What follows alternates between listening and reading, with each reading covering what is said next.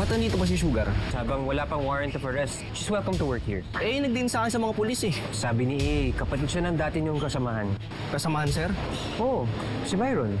Ikaw ba yung bagong kaibigan ni Sugar? Alam mo, layuan mo na siya kung ayaw mo matulad ka sa akin. So who's the girl? I don't know. But you know what? I think she knows Sugar. Kasi may sinabi siya eh.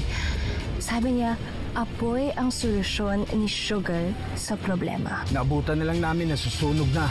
Pero mukhang bike lang talaga ni Kirby ang punterian nila. Teknal dito! Sir, buwag ito yung pinagmula ng... Alam ko tong blowtorch na to eh.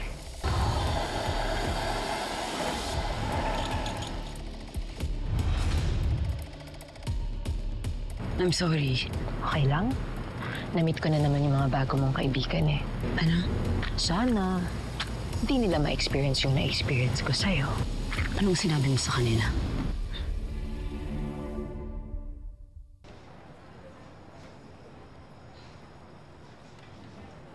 Partner! Partner! Ito na! Ito na yung CCTV footage sa parking lot kagabi. Kuha yan mga alas 9 ng gabi.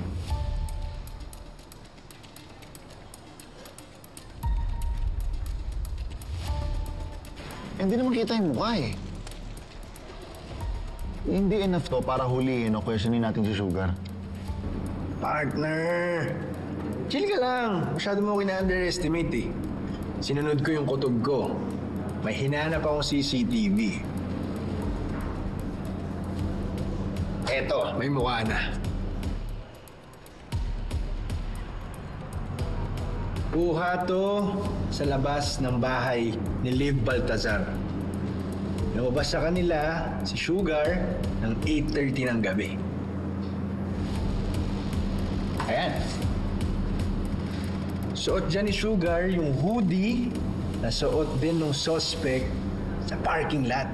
Ayan na yun!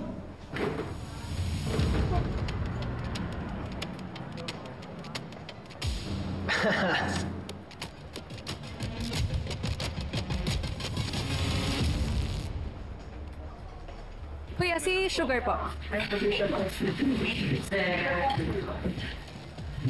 Sugar, we need to talk. Break na ako ng 15 minutes. Teka lang. Anong intay-intay? This can't wait. This is about your former friend. We have to talk. Sugar Alvarez, pwede ka ba namin makausap?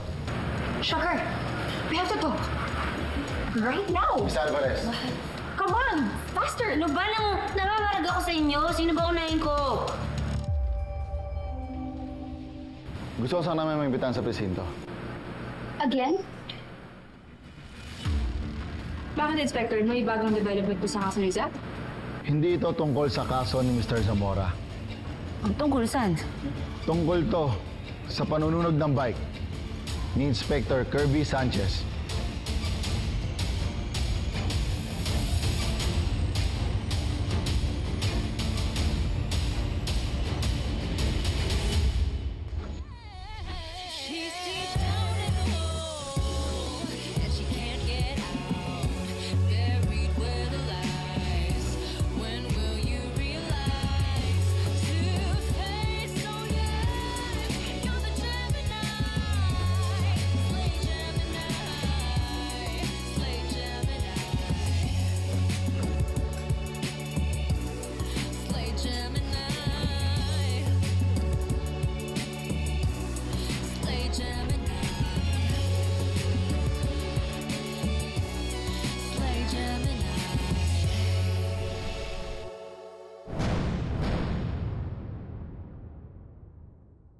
Anong bike na nasunog?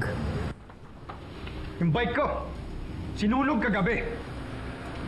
So you think Sugar did that?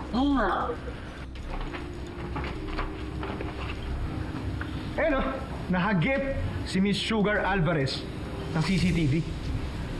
Nakita ka sa crime scene sa oras ng panununog. Ikaw to, di ba?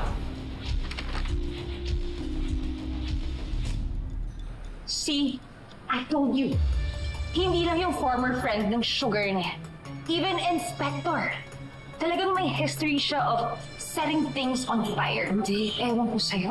You know what? This is not coincidence anymore. This is a behavioral pattern. Is this true?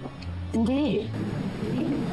Ikaw ang nagsunog ng bike ni Inspector Kirby? Hindi talaga hindi. Kasi nag-jogging ako nito eh. Nag-jogging ako nito. Nasa park ako. Wala siya dyan. Baka naman ibang tao yung tinutukoy ninyo. May history na nga ng panununog si Miss Alvarez, di ba? Kinausap na rin kami ng kaibigan mo, si Miss Jenny Lu Herrera. Kilala mo yun for sure. Sinabi lang naman niya sa amin yung past ninyo at kung paano mo siya sinunog. Kita niyo na. Tama talagang sinasabi ng girl ngayon eh. Tama siya about kay Sugar. Kaya ko ipaliwanag lahat yun, Inspector. Miss Alvarez, mabuti pa sa presinto ka na magpaliwanag. Yan, tama. Sige na, halika na. Tama, 100%. Bawa mo na sa amin. Kakausapin ka lang na. Sige na. Sige na. Sige na, Miss Alvarez, sige na. Yes, baka na.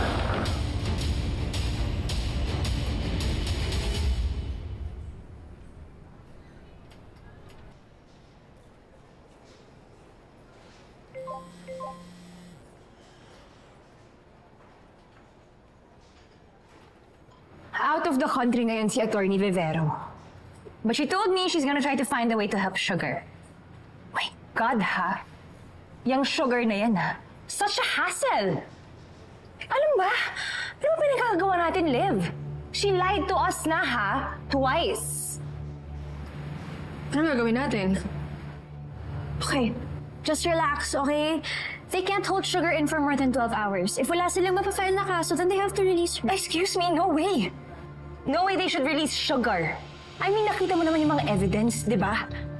Siya yung nanunod ng bike na yun. The jacket. Hindi naman pwedeng suot yung ugly jacket na yun ng dalawang tao at the same time. Tsaka may history siya ng panununog.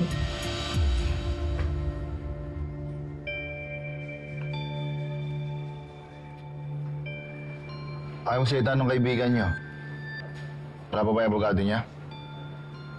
It might take a little while. Inspector, pwede ba namin siya makausap? Of course, pwede. According to RA 9745, every person has the right to communicate and counsel with their family and friends. Teka, ano nga number mo? Ay, yung RA number, sorry.